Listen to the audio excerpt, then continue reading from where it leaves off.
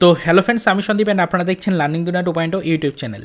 তো ফ্রেন্ডস, আবারও কিন্তু আপনারা যারা এসএলএসটির নতুন রিক্রুটমেন্টের জন্য ওয়েট করে রয়েছেন, 2022-এর যে নতুন রিক্রুটমেন্টের নোটিশ আসার কথা রয়েছে, তো সেই রিক্রুটমেন্টের জন্য মূলত যারা ওয়েট করে রয়েছেন, তো তাদের জন্য দীর্ঘদিন পরে আবারও কিন্তু আজকের এই ভিডিওটির মাধ্যমে বিরাট বড় একটা গুড নিউজ কিন্তু আমরা পেয়েছি। সেটা এই ভিডিওর মাধ্যমে কিন্তু আপনাদের সামনে উপস্থাপনা করার চেষ্টা করছি।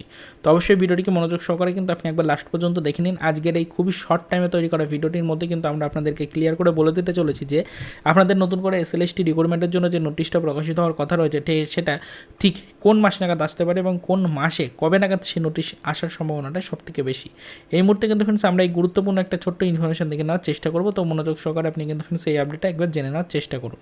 তো সর্বপ্রথম ফ্রেন্ডস আপনাদেরকে জানিয়ে রাখি যে আমাদের কিন্তু এসএলএসটির নতুন রিক্রুটমেন্টের নোটিশ যেটা রয়েছে, সেটা কিন্তু আমাদের মোটামুটিভাবে জুন জুলাই মাস নাগাদ কিন্তু চলে আসার একটা কথা ছিল এই বছরের।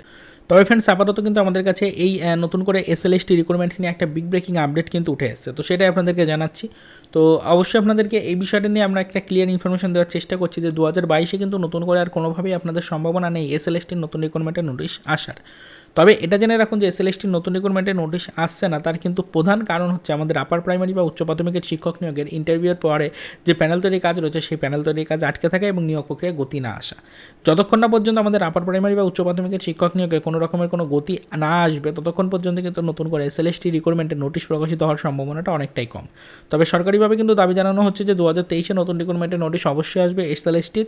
তো এসএলএসটির নতুন রিক্রুটমেন্টের নোটিশ প্রকাশ নিয়ে যে সম্ভাব্য একটা আপডেট বা ইনফরমেশন পাওয়া যাচ্ছে, সেখান থেকে কিন্তু সেটা জানা যাচ্ছে যে 2023 সালের কিন্তু ফেব্রুয়ারি মাসের পরে গিয়ে কিন্তু নতুন রিক্রুটমেন্টের নোটিশ আসার একটা সম্ভাবনা রয়েছে।